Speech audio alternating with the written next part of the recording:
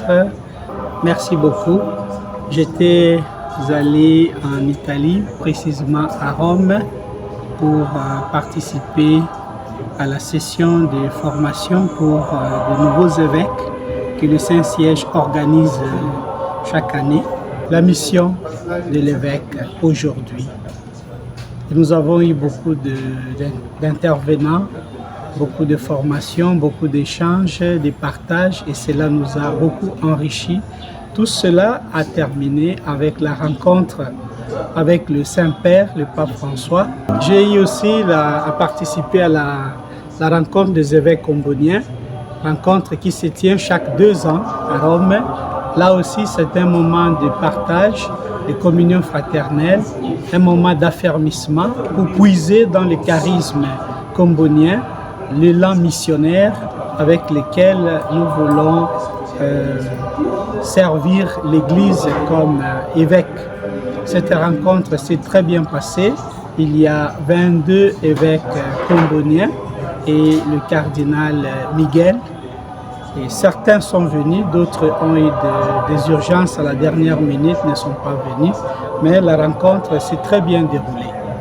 En marge de cette rencontre, il y avait aussi la conférence organisée par la plateforme Laudato Si, conférence dans laquelle j'ai été invité à intervenir pour soutenir l'effort qui s'est fait dans l'élaboration du traité de non-prolifération des fossiles combustibles.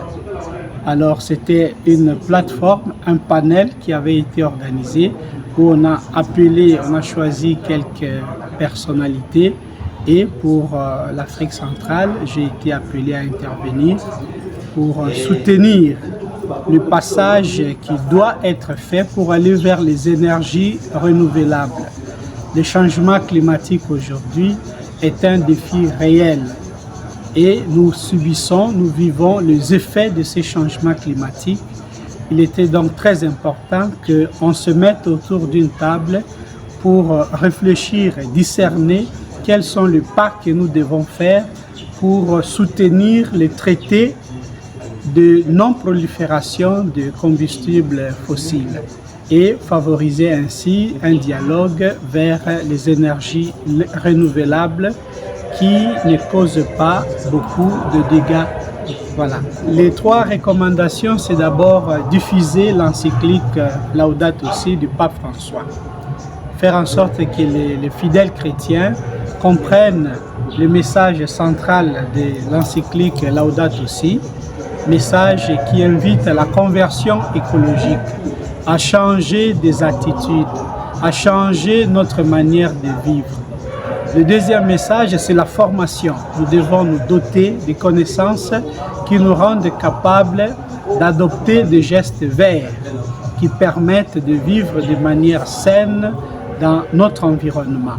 Et la troisième résolution, c'est justement, à travers de micro-projets, aider la population à adopter des gestes verts, sensibiliser la population pour qu'elle puisse être capable d'agir sur l'environnement de manière saine.